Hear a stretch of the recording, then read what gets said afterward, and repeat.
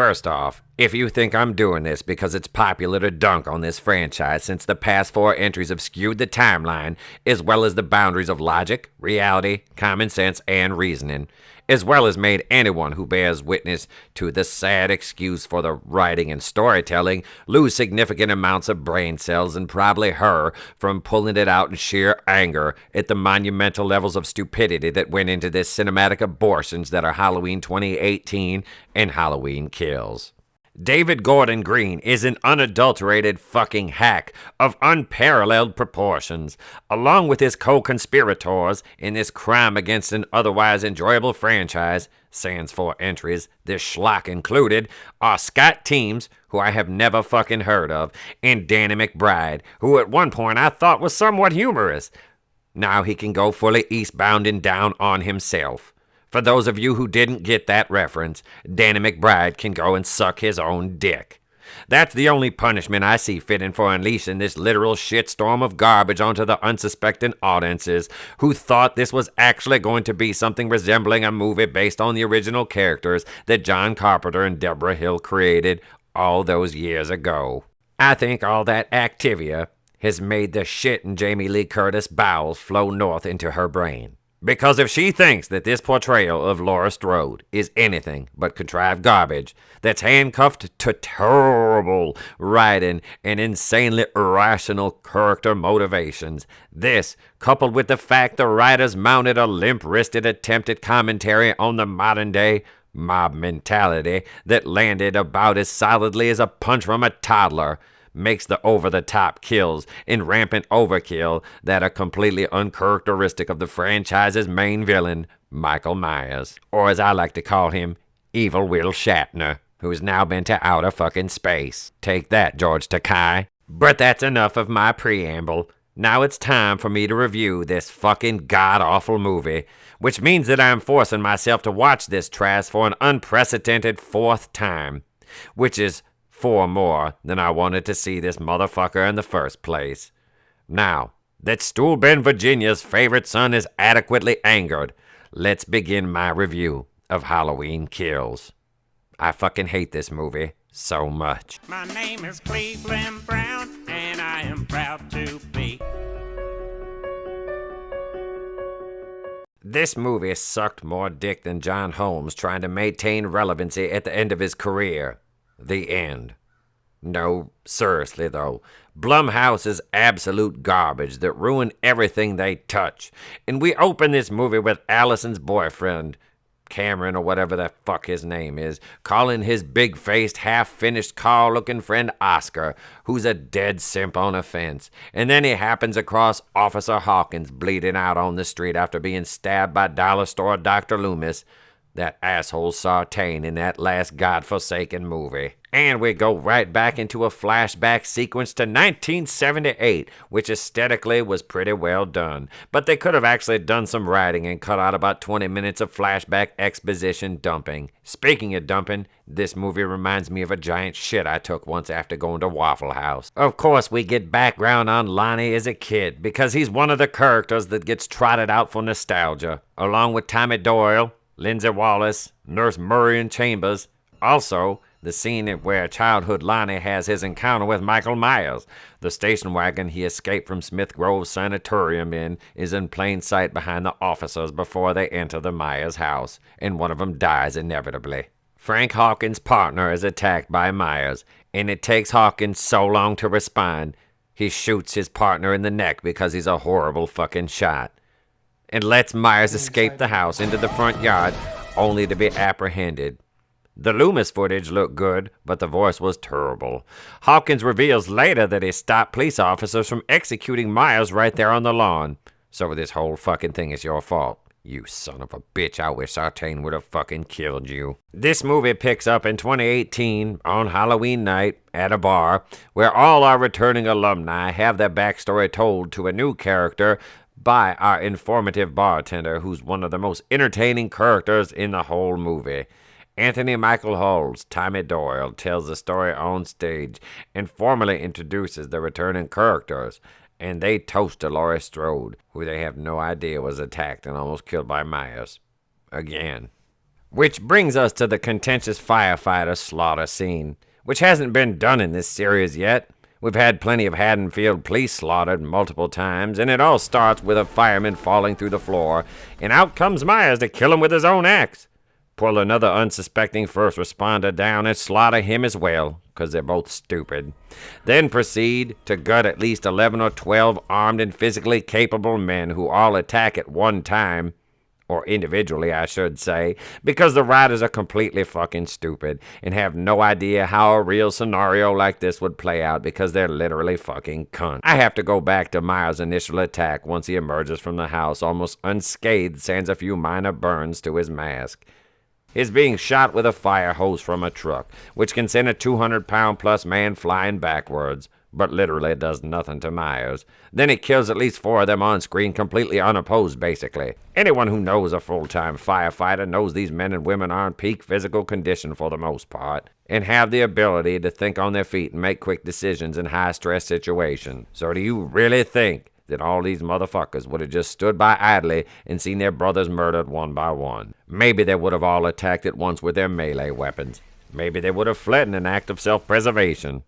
But they would have done something more than be hapless fodder at the hands of someone who we're supposed to believe is a mortal human, and should by all accounts be on the brink of death from smoke inhalation and burns for being trapped in the basement of a house that just exploded. Fuck you, David Gordon Green, Scott Teems, and Danny McBride. Laurie gets to the hospital and we see retired Sheriff Brackett, who in the original continuity moved to Florida after the events of Halloween 4, Return of Michael Myers, and is indeed still in Haddonfield working as a security guard for Haddonfield Memorial Hospital, and he sees Laurie being admitted. This is where all Laurie's scenes that aren't contrived flashbacks will take place for the remainder of this movie, from the hospital. So carrying the brunt of the unbearable load of this shit show, 1 hour and 47-minute runtime is carried by the supporting cast, none of which who are up to the heavy lifting. We get our first victims on Myers' path of destruction and death, an older couple in their house who get brutally murdered in what is comically idiotic fashion, and totally uncharacteristic of Myers' signature style. Even though the husband gets killed, the wife has ample time to escape and instead acts like a fucking retard and dies for it. But she doesn't die before we get an unnecessarily graphic scene of Michael stabbing her already dying husband in the back with a veritable cornucopia of knives as she bleeds out from a light tube stab to the neck. And Myers walks the fuck out. This scene probably had Jason Blum coming all over his corridors while furiously fapping to the arterial patterns of spray from the special effects department. Fuck Blumhouse and this goddamn movie. We see our worthless sheriff who shows up at the Strode house, and we see the complete carnage from the idiotic movie opening firefighter slaughter scene. And I have to say, this sheriff has to be the most inept fuck in the entire world of this franchise. On a news broadcast, we get a piece of footage from the 2018 movie, the little black kid Julian, who was the unquestioned MVP of the first movie. He had the fucking sense to run the fuck away. Our newly diverse couple who presents a strong black female who's a doctor, and her husband, of course, is a weak, bumbling nurse. One of the other escaped mental patients somehow got into their locked car, and Tommy Doyle goes outside with a baseball bat named Old Huckleberry to stop who he thinks is Michael Myers, and the car tears off and crashes, and it's in the bar that we hear the phrase, "Evil dies tonight," which we'll hear repeated ad nauseum through the rest of this fucking dumpster fire of a movie. Goblins will get you if you don't watch out. Oh, I haven't even mentioned Big John and Little John, our required LGBTQ ampersand plus $ pounds. Oh, who has the fucking energy to placate these fucking people who've now claimed 75% of the alphabet, despite the fact they only account for a fraction of the actual population of this country? But I'm supposed to learn all their fruity fucking pronouns and what these mentally ill assholes identify as day to day? Are you fucking high? At least these two are just regular old gay couple. They're not Transformers, Decepticons, or GoBots or any shit like that. Regular old gays, the way God intended them to be. Ha! Shocker, God gets it right. They didn't run out and both play dress up and say, "Look, we're ugly women with Adam's apples," and try to be lesbians with extra steps. No, not these two, not Big John and Little John. They're just regular gay. And these asshole kids steal their candy by getting over on them with a prank by saying one of them swallowed a rusty razor blade. And then the gays, I mean Big John and Little John, tell them that they live in the old Myers house. You ever hear of Michael fucking Myers? And you can still hear his sister calling at night. He stabbed his sister in the tits. Michael, and proceed to scare the shit out of the little bastards. Seems like an appropriate response to being robbed of your candy on Halloween. Back to scenes from the hospital where we see Officer Hawkins admitted, and Laura's daughter Curran is inexplicably wearing a Christmas sweater. Now, goddamn white people, she probably started wearing a Christmas sweater, Ugg boots, and a Han Solo vest in fucking July. You bitches can't wait for fall, for that first leaf to drop out of the trees, change color, so you can be like, oh, look, my pumpkin spice latte. Oh my God, I'm going to take a picture with Sunset Hard Hands. Where's my cuck boyfriend to put this on Instagram? You bitches make me sick. Good disease. Allison, Laura's granddaughter, and Curran are giving statements to the police, who, in full Halloween franchise tradition, are inept, stupid, and ineffective, much the same way the Keystone Cops always were. Then, the police inform Curran and Allison that Myers is alive and is killed again. No shit, you fucking assholes. Allison and her bitch-ass boyfriend Cameron, who's still dressed like fucking Bonnie, tell Curran there's a posse forming to take Myers down. Yes, because that always works out well, doesn't it, white people? Tommy and Lonnie are discussing the 11 dead first responders, and Lonnie arms Tommy, Cameron, Allison, Nurse Murian, Kyle, and our new friends, Marcus and Vanessa, the black doctor and nurse combo for those you keeping score at home, with some weapons that they're terribly unqualified to use and too stupid to understand.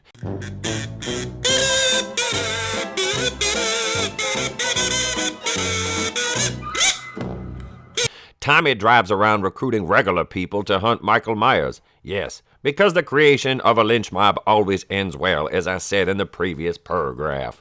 And I just have to say, trolling outside liquor stores to find people to hunt down a serial killer who's been around for 40 fucking years might not be the best solution to your problems, Tommy Doyle, which you'll soon find out later, you dumbass. Totally off the cuff here, but I think this speaks to a larger problem, which is the writing in these movies. They expect you to just sit back and accept anything that they throw out. You know, the old, if we throw enough shit at the wall, something's bound to stick. That's how we ended up with Halloween Resurrection, Halloween 6, Halloween 5, the Rob Zombie movies, Halloween 2018, and this godforsaken piece of shit.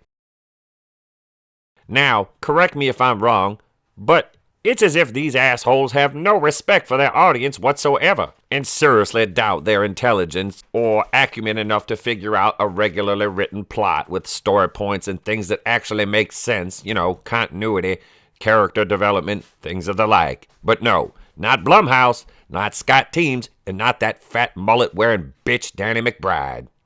Oh yeah, fuck you, David Gordon Green. Lindsay, Murian, and our diverse couple, Marcus and Vanessa, drive around to see a couple kids, you know, the kids that were chased away from Big John and Little John's house. Lindsay tells them to go home, and they say that Myers has been playing hide and seek with them. And he keeps, trying to play hide and seek with us, and he... In a callback to the first movie, Myers jumps up on the roof of the car, and Marion discharges her revolver very recklessly inside the car. This doesn't bode well. And Vanessa is thrown outside. Marion gets stabbed to death when her revolver's empty, and she says, "This is for Dr. Loomis."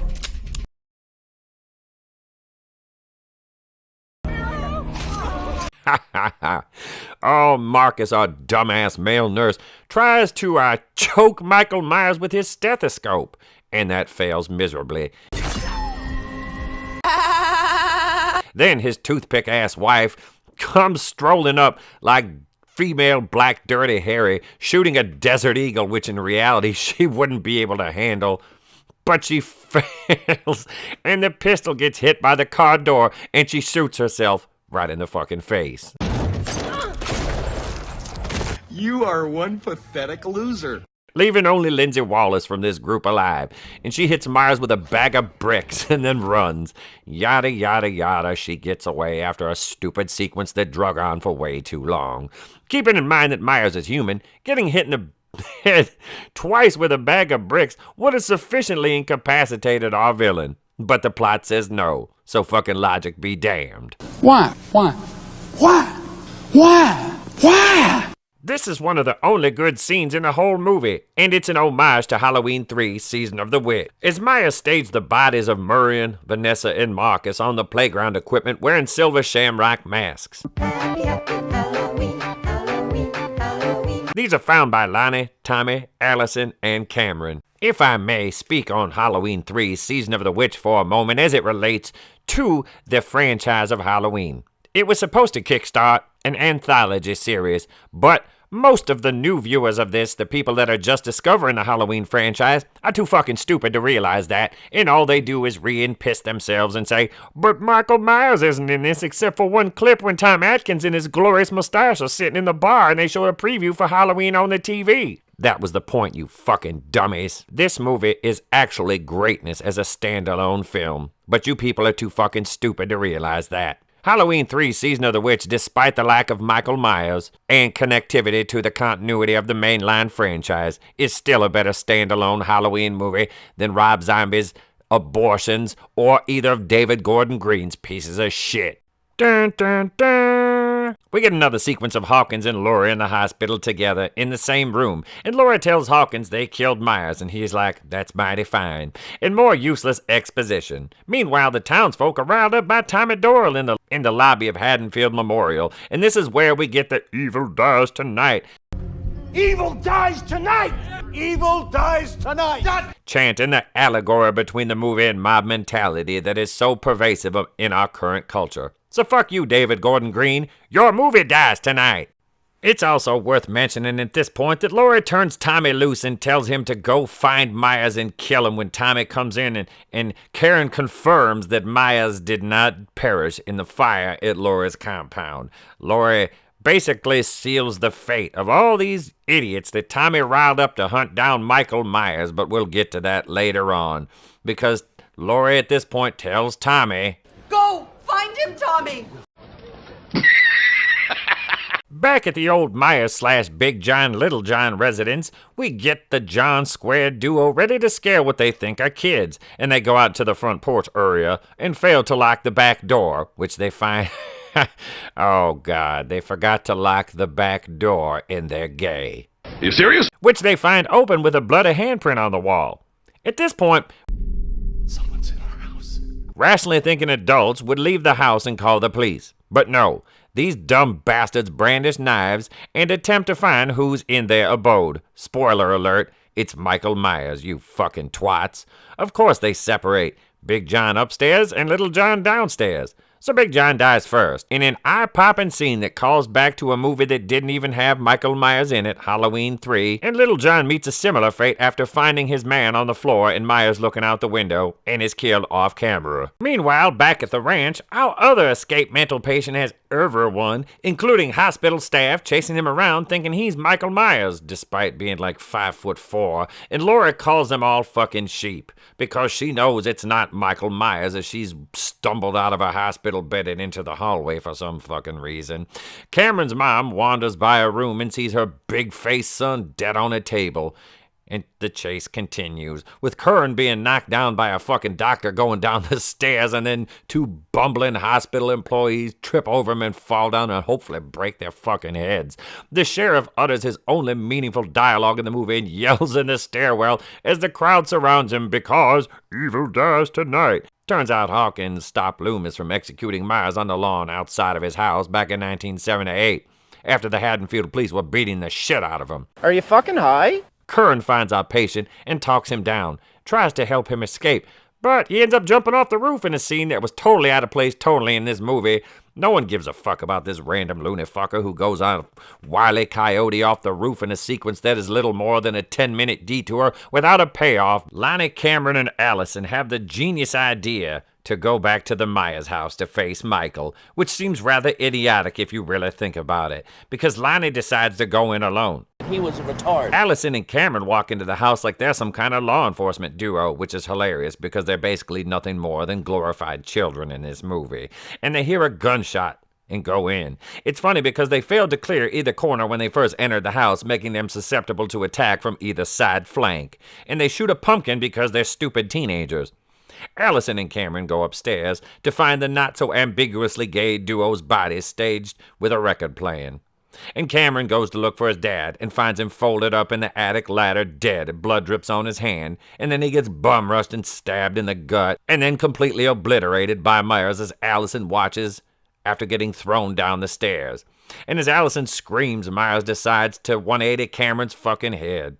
Now, mind you, Allison has stabbed Myers 3 times, then Karen stabs him in the back with a pitchfork, and then American History X's his head on the stairs, but just stops to let him be. And then she grabs the mask and goads him into chasing her down, which is all part of Curran's elaborate ruse to lure Myers into a trap laid by Tommy Doyle and his mob. And it would have worked if it wasn't for you meddling kids. It would have worked if the writers weren't complete fucking idiots. So they stand around Myers and let him put his mask on, and then all attack him, successfully dropping him to the ground and beating him almost unconscious. And then Karen stabs him in the back. And they all inexplicably stop without finishing the job when they should have. Instead, they all stand back like fucking retards. Quick side note, who told this white lady, hey, we're going to fight Michael Myers, get a weapon? And she was like, oh, I'm doing laundry, let me get the iron, I'll beat him to death with that. Maybe her best bet would be just to nag him to death about not putting his clothes in the fucking hamper. So Laurie provides our expository narration. Is that a word? Suppository? Expository? It doesn't matter. This movie is shit, so it deserves shit dialogue. Over the next sequence of the movie, she's in the hospital talking to Hawkins. Curran and Allison are on the front porch of the Myers/Big John Little John. Well, I guess it's going back on the market for sale now. House with a bunch of police and EMTs, and Tommy and the retard convention are done celebrating, but Brackett goes to shoot Myers and finally end the terror. But Brackett's old ass waits too long. He probably wasn't sure if he had gas or to poop, so he waited. And Myers cuts his throat and then kills every single one of the retarded fuckers who didn't finish him off, including Tommy Doyle, who's unceremoniously dispatched quickly by Myers, who then somehow sneaks back into the house, which is surrounded by police and first responders, and Karen makes her way up to the bedroom. As she's looking out his sister's window, Myers comes up behind her and stabs her repeatedly and slashes her to death as she screams. But of course, no one right outside the fucking house would hear that. And that's how we end this fucking trash. I'm glad Curran dies. I hope this isn't a dream sequence, because she's a fucking idiot, just like the rest of the dipshits who didn't finish Myers off when they had the chance. So yes, she died, and I hope she burns in hell. Boom! I am deeply offended on every level imaginable by this fucking dumpster fire that passes for a replacement canonically to Part 4, The Return of Michael Myers in the original timeline. So fuck this movie, because Part 4 is my favorite of the whole series, is an underrated gem in the horror genre. Halloween Kills has no redeemable qualities whatsoever.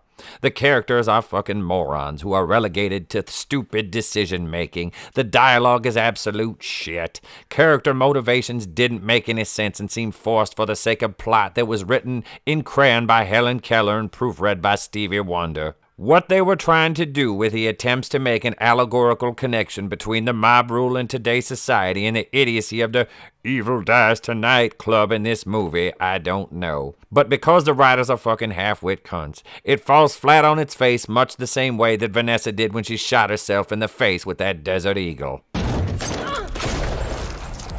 Jamie Lee Curtis has already been on record as saying the audience will be angry over Halloween Ends, but I'd like to disagree with her, because apathy is what I'm feeling instead of anger, even though I love this franchise. I'd rather see no more new entries into the mythos if this is the level of quality we can expect from David Gordon the Cunt Green and his group of fucktards, and Jason Blum in Shithouse. Fuck, I hope Halloween Ends never gets released. So I'll wish upon a star. I can't objectively say one good fucking thing about this movie outside of the fact the assholes who wrote it and the fucking head moron who directed it took from much better movies than their own and tried to regurgitate it back into the mythos and failed miserably even to capture an ounce of the fun and scares that the original timeline produced. Instead, we're left with a shitty reminder of what was a once great and fun franchise. All we have still as one atrocity against the franchise yet to come in the next year's impending failure, Halloween Ends. Now, if you'll excuse me, I'm going to watch Halloween Resurrection as a palate cleanser. Trick or treat, motherfucker. Because if I don't, I'm gonna go put my Carl Weathers mask on, that's Black Michael Myers, ask Black Twitter, and hunt down David Gordon Green, Scott Teems, and that fat mullet-wearing bitch Danny McBride and go on a spree of my own, which I think would make them read the script line by line, and I would hit them in the nuts with the handle of a fly swatter every time I thought something sounded dumb as fuck. So I'd probably wear myself out beating these untalented half-wit fucks, and I'd just drop Jason Blum into the Bermuda Triangle so we don't have to suffer through him calling a movie with $5 million budget that makes $15 million a success ever again. Fuck you, Jason Blum. Fuck you, Blumhouse. Good night, everybody. I'd be remiss if I didn't thank you for watching and ask you to tune in tonight for Going Rogue at 8:35 here on the channel. Join ETAP and Tony ToneDef. And also, bitch slap the like button. And if today's the day ETAP has earned it, subscribe to the channel. That's right. Also, you can visit the Teespring store if you're interested in merchandise. We have new t-shirt designs we're adding shortly. So thank you for watching, ladies and gentlemen. I'm Cleveland Brown, and I approve this message.